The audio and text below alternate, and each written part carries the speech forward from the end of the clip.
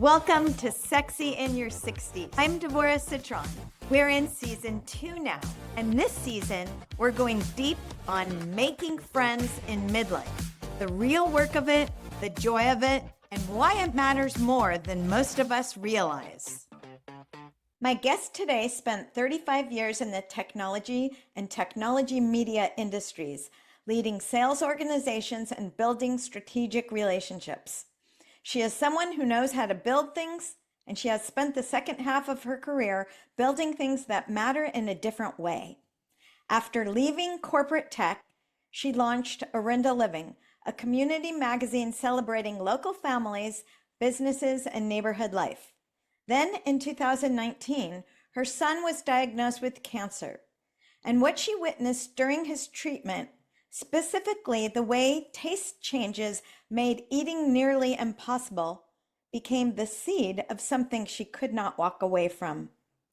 She founded CancerSux, a company dedicated to helping people in treatment find some relief through handcrafted hard candy designed specifically to address taste disruption. 4 flavors, each made with intention, each one a small gesture that says, I see what you're going through and I made something just for this. She also co-founded PWRG La Morinda, a professional women's referral group, because connecting and empowering women is not a side project for her. It's through line. She's a woman who has reinvented herself more than once, not because things fell apart, but because she kept paying attention to what was needed. Please welcome Elaine Ebner. Elaine, thanks for being here today.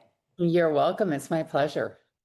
And I just want to say personally that you and I knew of each other decades ago when our children were young because we raised them in the same community. And then over the last few years, we kept running into each other at these women's events. And you reached out to me almost a year ago, I think, maybe even a little bit longer, and invited me to join this PWRG group. And it took me a while to actually show up. But then I did, and now I'm a member, and I have you to thank for that. I'm really glad to be connected to this really wonderful group of women. I look forward to my participation. Oh, absolutely. Again, my pleasure. It's such a great group of women, and it's been fun to see it evolve over time. So, Elaine, I like to start with the science. So let's go straight to CancerSux. Tell us what you learned about how taste changes during cancer treatments, but how they're not really or haven't been addressed sufficiently. Yeah, so taste changes when you're going through a variety of cancer treatments, including chemo, radiation, and immunotherapy. And basically, what happens is that those poisons, essentially, in your body, kill the rapid growing cells in your body, including those in your mouth, which are very rapid growing cells. And it affects that taste, and the nerves in the mouth as well affects the taste issues that patients have.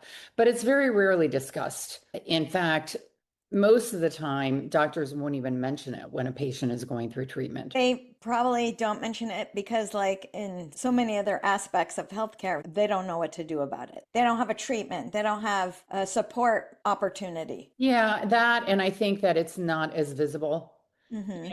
It's more of a side effect that's not seen, whereas they'll discuss the more seen side effects, and that one is kind of shrugged off, essentially. As a nurse, I worked in the hospital for 13 years. We always come up with a nursing care plan in response to a medical diagnosis, which looks really different than the medical diagnosis, because it's all about responding to those aspects of a person's life that are affected by their diagnosis and affected by their treatment. This one would be many aspects. It would be nutrition. It would be mental health, because you know how depressing that you can't taste your food. It's not even your appetite, although I'm sure it affects your appetite. Yeah, exactly. I mean, you nailed it. It's all of those other hidden areas that sometimes get lost in the shuffle, the emotional well-being of a person and the nutritional well-being. Mm-hmm. Doctors are kind of focused on the straight ahead approach of how do we get rid of this versus how do we care for you? And I love that nurses are a big part of that care factor. Hopefully, you guys have had some really great nurses along the way. I would love you to talk about how you started this company, CancerSux, because you have done it in your 60s, right? Yes, indeed. Yeah. And that's a big thing to do, but you had a lot of motivation and you have a lot of experience in the corporate setting. So tell us a little bit about that journey, what it took to start this company and how it's going. Well, I think ignorance is bliss sometimes. So when I started Cancer Sucks, I had no idea what I was doing. I knew what I wanted it to be. I knew I needed it and wanted it to be a piece of candy that cancer patients could suck on while they're in treatment and feeling this, horrible taste side effect. But I really did not know how to get started. So my immediate reaction was to just network and start talking to people and ask people how to approach this and what to do. And I knew I needed the candy. So I played around a little bit in my kitchen and realized very quickly that hard candy is chemistry. It's not like baking well, baking can be pretty exact, but cooking can be very inexact.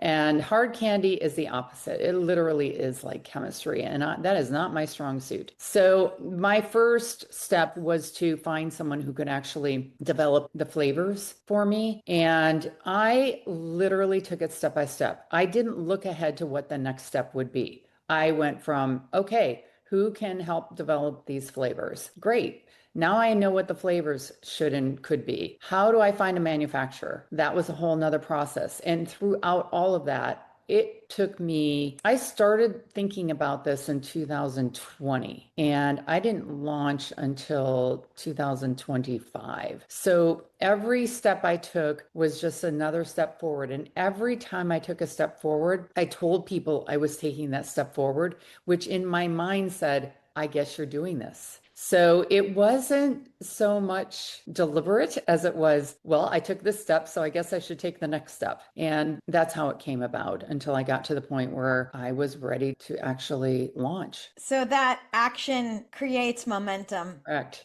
metaphor, right? Yes. Which is where I've been living.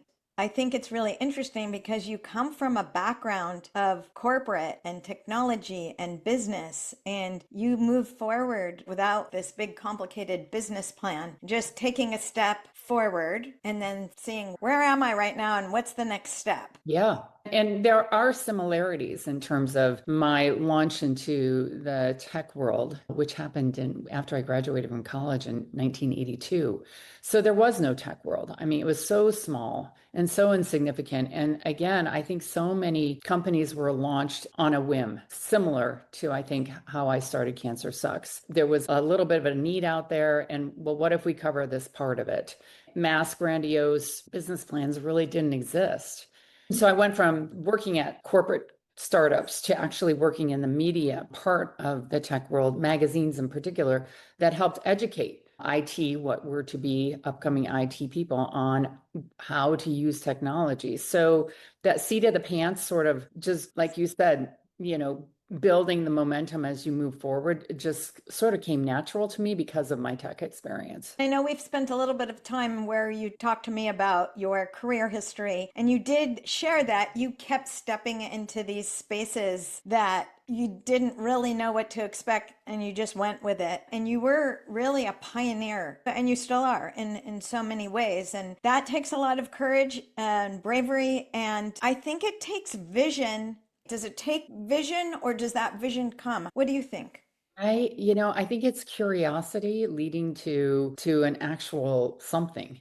And what that something ends up being is an unknown a lot of the times, but it is just following your curiosity, asking the questions and thinking, I could do that, which was a big part of how Cancer Sucks started because it's a phrase people use, cancer sucks. And for me, when my son was having these taste issues as he was going through his cancer, I texted him one day saying, cancer sucks. And he said, yeah, it does. And, that double entendre, right? Sucks, meaning you can suck on something. What could that be? And the fact that it sucks just kind of jumped out at me. And I thought, well, gosh, they should make a candy called Cancer Sucks. How perfect.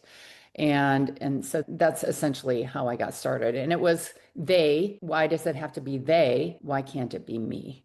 And that was a big part of why I just started moving forward. Even if you hadn't started this company, as I know that you must have experienced and your son must have experienced, and everybody who's part of your family and circle supporting him, that when you go through one of these challenges, it's really important to have the support of a network and that social connection. And I wonder if you can share how developing CancerSux also developed your social network that supported your son and you and your family through this. Yes, it's interesting because my son was an adult, a young adult when he got cancer. He was 24 years old. So he had his own social network. I had my social network. And there was never a moment in time where either one of us, most in particular my son, said, why me? There was never a why me stage. It was just this is what I'm dealing with. This is what we have to deal with. And so his openness helped others just become open, including myself, although I'm an open person pretty much anyway. But it almost added to the friendships that he had and that I had, because neither one of us were closed in terms of talking about it. The ability to speak to it was very, very open and comforting. And so the friends were able to lean into that. And I don't feel for my friends, and I know he has deep friendships that still exist despite the fact that he went through it, that anyone really abandoned either of us. And those friendships actually became more caring and more giving, because I think part of it was that we were open to it. So there's that part of it. I think if a patient is not, and a mother or a family member is not as open, it may be more difficult, because then the onus is on the other people to try to move forward and push through and maintain those friendships. So it can go either way, is my feeling. And luckily for him and for me, those relationships actually became more precious and deeper. It was a wonderful thing, because that support is so powerful and so necessary, even for people who probably don't have that openness to understand that. Right. Yeah. Just the vulnerability that is inherent in this kind of situation just pulls at your heart, right? Yes. Yeah. Um, And it's important to express that, but that's not everyone. Everyone isn't able to express that. Yes.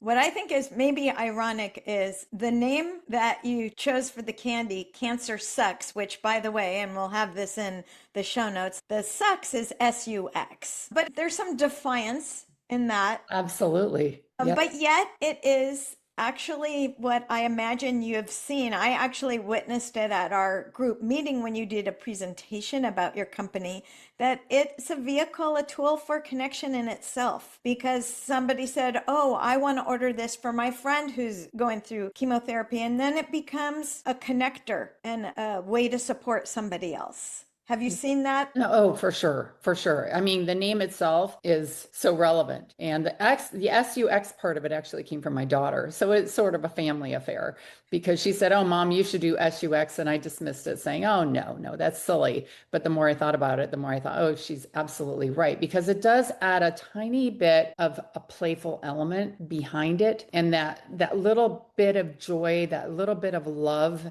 that can be expressed. Someone's buying it, for example, as a gift to someone going through cancer treatment. Yeah. When I saw the name, and I knew right away it wasn't just that exclamation that everybody who's connected to someone with cancer says, you see that. But when you see CancerSux with the S, you're like, oh, what is that? It Yeah. invites curiosity and intrigue. Yeah, So exactly. great choice. So I want to take us to PWRG, which is Professional Women's Resource Group. And you started a La Miranda chapter in 2018? Yes. And a little correction to that, professional women's referral. Referral. Yes. Exactly. I In mean, 2018, I started that, which was right around the time that I was launching Arinda Living. The reason why I started participating and launching the La Miranda chapter of PWRG, I can't even remember how many chapters there are now. I think there's 8 or 9. It's a East Bay, California professional women's group only in the East Bay of California. And the Llama, I started with 2 other women, dominantly because I had not really been part of the Orinda community as a professional working mother, and I traveled a lot. I didn't partake in a lot of the moms things that were going on in the community. So I started it with these other two women with the intent to become more connected to the community and get to know people in the community on more of a micro level, for sure. I think that's often an invisible group. Full-time working moms who don't have a formal connection in the local community can feel very invisible. Yeah, I don't know if I necessarily felt invisible. In a weird way, it's deliberate because you're working full time and then you have to come home and be a mom. So you just don't have time for other aspects of the community. I did volunteer in the schools, but I am volunteered with the kids, not with the moms. I wasn't part of the parents groups, you know. Mhm. I read to the kids. I would go in and do that. And in fourth grade, the elementary schools had a drug learning program that was taught by Mhm. the parents, and I did that. Mhm. That's how I participated, not so much with the parents, but with the kids directly. Mhm. And that was fun. I really Yeah. liked that. But I think it was called Dare. yeah, so I wasn't a part of the schools in terms of being a homeroom mom or doing any of that type of work, but I loved working or being with the kids directly. But yes, to your point, I didn't really know many of the women. I think a lot of them knew me because I was one of the few professional working women. My husband at the time was a stay-at-home dad, so that was a little bit unusual. So they knew who I was, but I didn't really know who they were. So it was fun launching Arinda Living and getting to know people more locally. So, talk a little bit more about that and how you developed relationships at that point. Were your kids already out of school? Yes, they were both in college at that point in time. And so it is a little more difficult later because so many parents build those initial community relationships around the kids as they're going through school. And I didn't really have them. So launching Arinda Living forced me to get out and meet people who were local to the community. And my immediate needs were two. I needed an editor and I needed a photographer. Luckily, the two women that I met were women who were very involved in the schools, knew a lot of people, and they just started introducing me to people left and right. So I basically set up shop at Pete's in Orinda, and I would just meet with people over and over and over again. And it was really, really fun to get to know people whose names I knew, but never really knew them specifically. And because the magazine was focused on a family story every month, it just automatically, you started to become vulnerable. The family started becoming intimate and vulnerable in terms of their life story and what was going to be published in the magazine. So it was really fun that way. I'm laughing because one of the features of being in PWRG is that we need to do these one-on-one meetings so that we can get to know each other because we want to be a source of referrals for each other, but also to get to know each other, make it more cohesive. And I got to do one with you, and I did one last week with someone, and we were trying to decide where to meet. And I said, we can't go to Pete's because we'll never get a chance to talk. We'll each see so many people we know. So true. So true. Pizza and Orinda is the place. Which is, I think that's a wonderful thing. I love living about here, but if you need some intimacy or some privacy, you've got to think about where to go, Yep, exactly. right? Yeah, so true. You have such an open personality, and I know that about you, but can you think of any challenges or discomforts you felt as you've been trying to build more relationships and friendships and connections at this phase of life? Yeah, I think one of the biggest challenges is that a lot of people have kind of their network of friends already established. And to try to break into that network of friends can be difficult, you know, because it's almost like you're walking into a party and everybody knows each other except for you. So that is definitely challenging. I think for anyone. And then you overlay time onto that issue, and we're all so time stressed.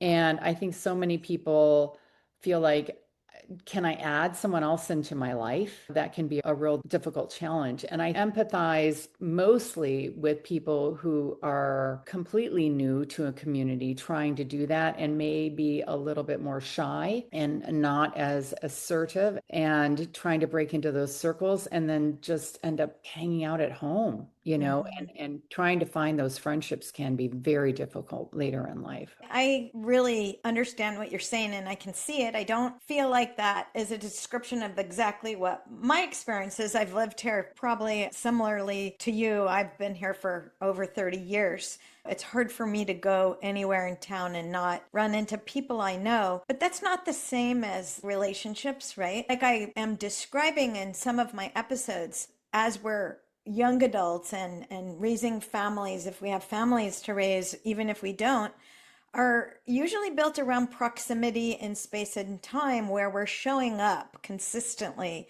in the same places at the same times.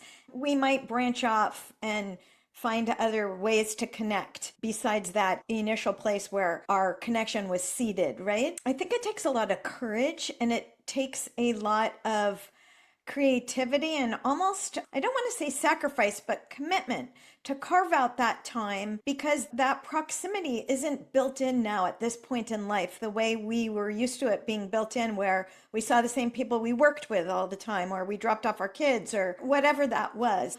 I think that is a big challenge. And I like the fact that I'm getting to meet new people one to one. And one thing I've shared with you is how I meet people for a walk at the Lafayette Reservoir. And there was one week I had a walk with a different woman planned every single day that week, which is a little bit overwhelming, but fun. It's great to meet someone for a walk. But what kind of ideas would you bring up with someone or have about, let's say, even you and me, what next? Yes, Like, exactly. how do you move beyond becoming acquaintances? Yeah, it's difficult. And I feel like to your earlier point, in the earlier times, it happened naturally because of the kids and because of work and what have you. But now I think it's more deliberate. Mhm. And so one of the things that I started doing with some women that are very important to me in my life is when I do something like that, like you and I did as an example, go for a walk, that first kind of initial get together, whatever it may be, Pete's coffee, what have you, you don't leave until you have another date on your calendar. It has to be deliberate that way. In a way, it's unfortunate, but it is the reality of how we live.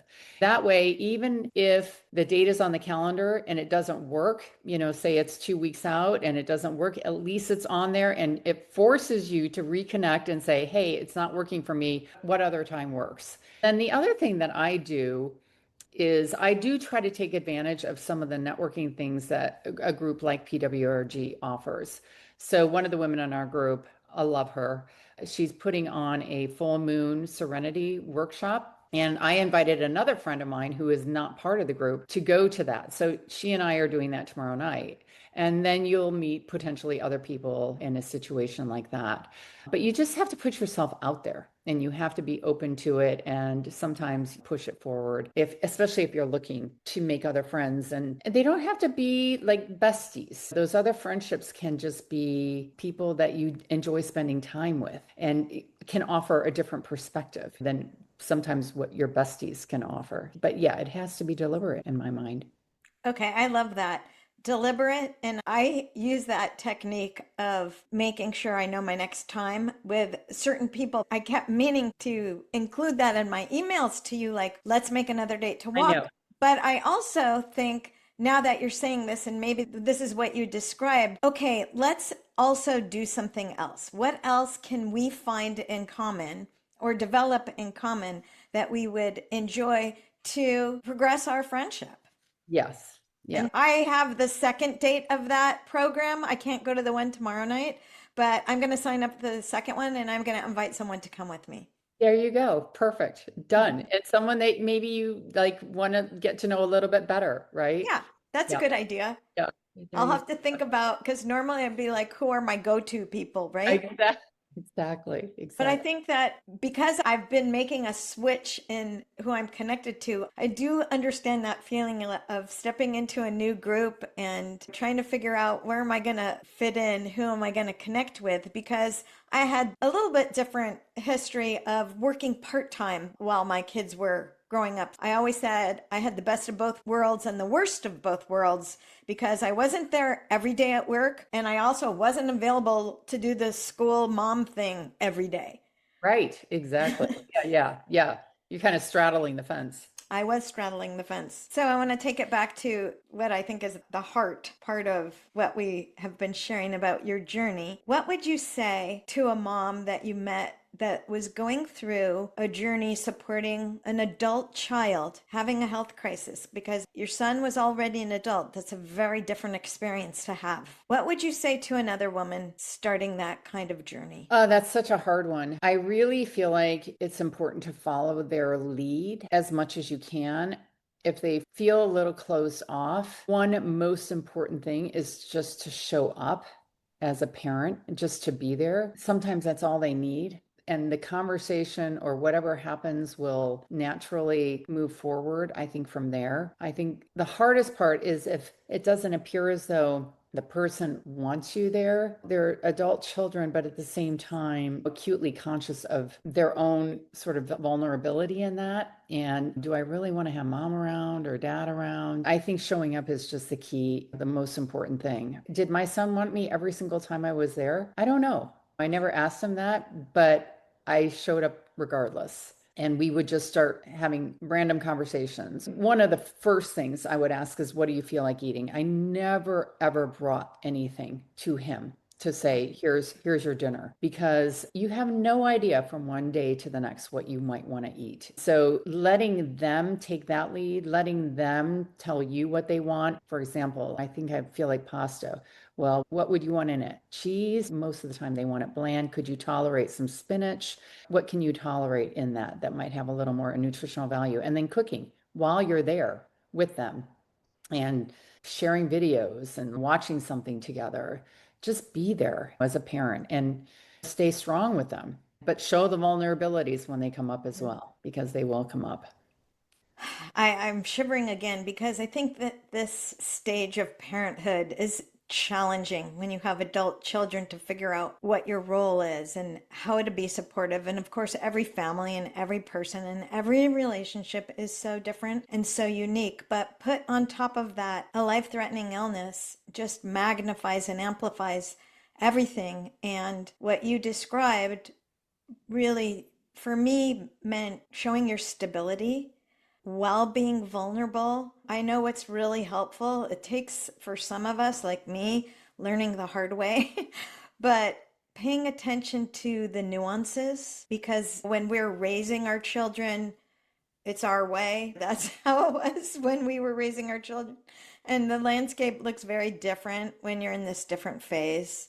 Yeah. And when your children are now adults and they may have their own families, they certainly probably have their own careers and things like that. Yeah. And listening isn't just listening to the words. Sometimes listening is listening to the silence.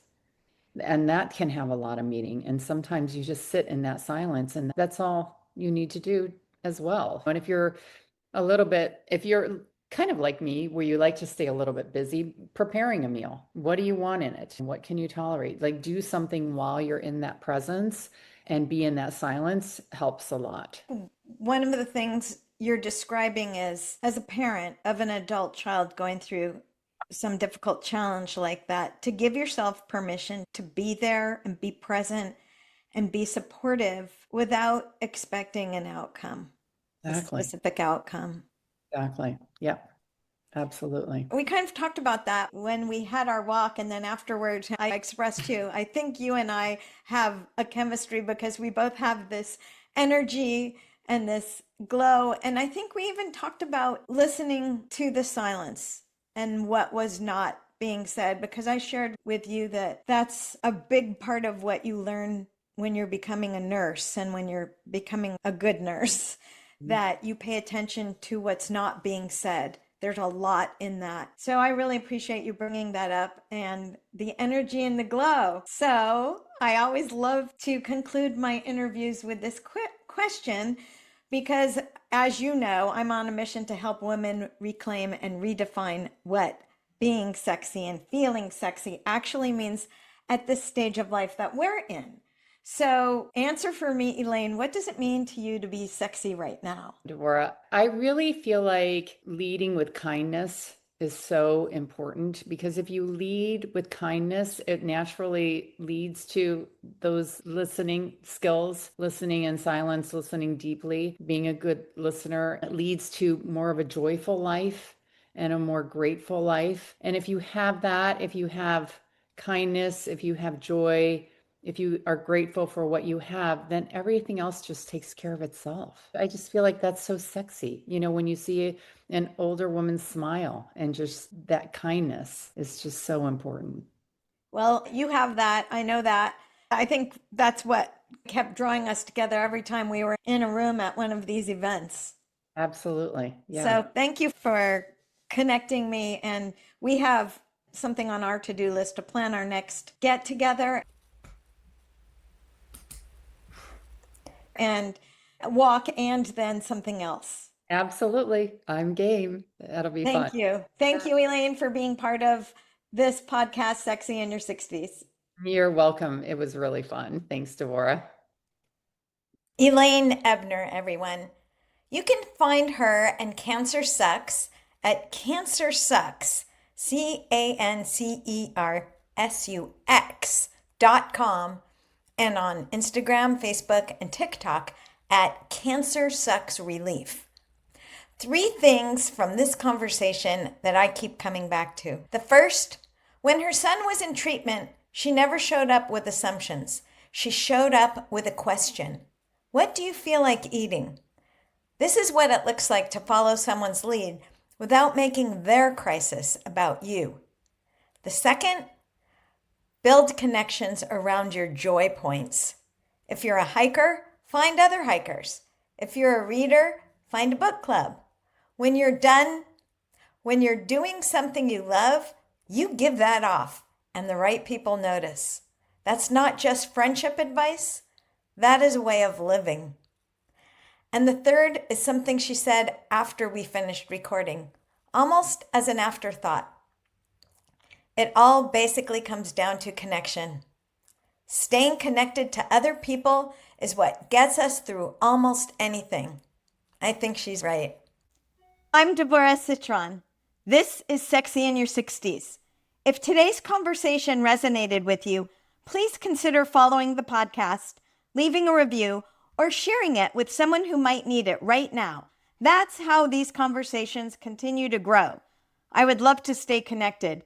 Come find me at slentplants.com/contact.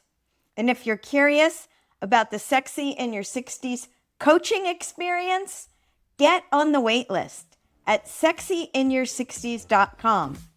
Until next time, take care of yourself, stay curious, and stay boldly, beautifully sexy exactly as you are.